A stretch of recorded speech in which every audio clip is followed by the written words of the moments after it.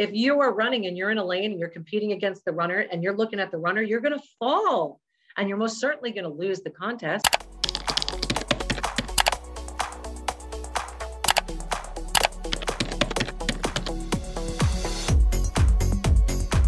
Listen, after a breakup, everybody has the right. I'm going through this with my daughter right now, so it's very timely. But everybody has the right to mourn the loss of the relationship.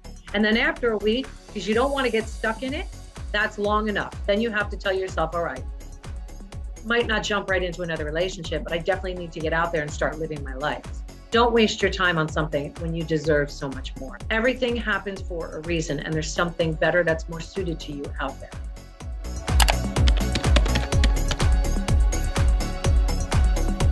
If you're kind of feeling hesitant because we've been in lockdown and you're nervous, do the things that make you feel not nervous. I won't go out without 2 masks on, but I feel comfortable doing that way.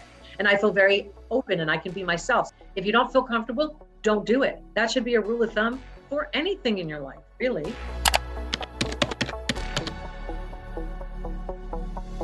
I think it's so crazy that we spend our lives comparing ourselves to others. Because if you look at social media, for example, none of that is real. When I was growing up, we only had TV stars and movie stars and magazines, Mademoiselle, to look at. And we could look at these people and know in our heads, well, they're models. Pretty much they were born that way for the most part. Most of us don't have any of that. So I think comparing ourselves to something that isn't real, especially on social media, isn't fair to yourself. You're doing yourself a disservice. If you are running and you're in a lane and you're competing against the runner and you're looking at the runner, you're going to fall and you're most certainly going to lose the contest. So if you're comparing yourself and trying to compete with this person for that job, chances are you're not going to get it because you're not being authentic. Stay true to who you are. Be the best version of who you are.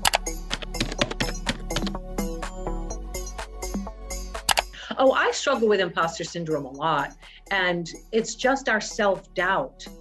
It's you finally getting to a place that you've worked hard to get.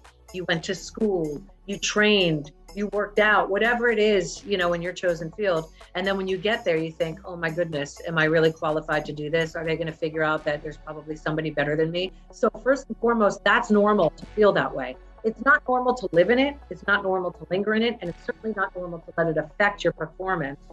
It's we've worked for it and we're good at it. So that's exactly what you have to remember to keep you present.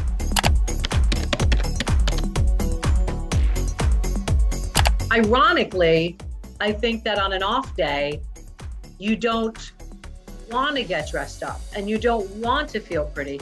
You want to put sweatpants on, no makeup, and your hair in a messy bun, which secretly is me every day I'm not working. But there are some days that if I'm feeling a little down, just throwing on some lippy or some mascara, or even getting your nails done, we have to find self-care to do things that make us feel good. And sometimes it's not about money or shopping. Sometimes it's just eating a cupcake or taking a bubble bath.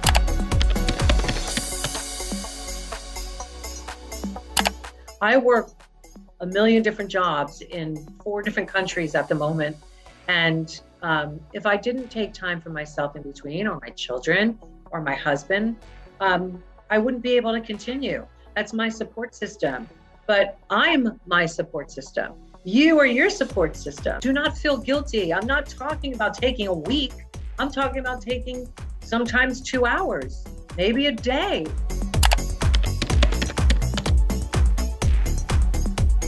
I think you have to go with what makes you feel good.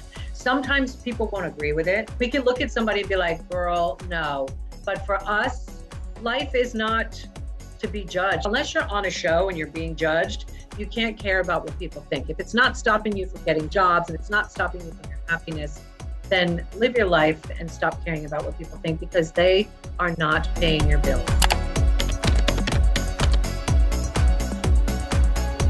It's to celebrate the launch of Pokemon Brilliant Diamond and Pokemon Shining Pearl. We're doing a Super Pet contest, and we've got some categories. We'd be either the clever category, cool, or cute. And listen, anything where I get to sit and play and look at and judge pets, I am in. There's a lot of Pokemon that I love, but the one that I love the most would be Lopunny. She's my favorite. She's fabulous. She's fair. She's tough. She's fluffy. She's got long ears. She's gorgeous.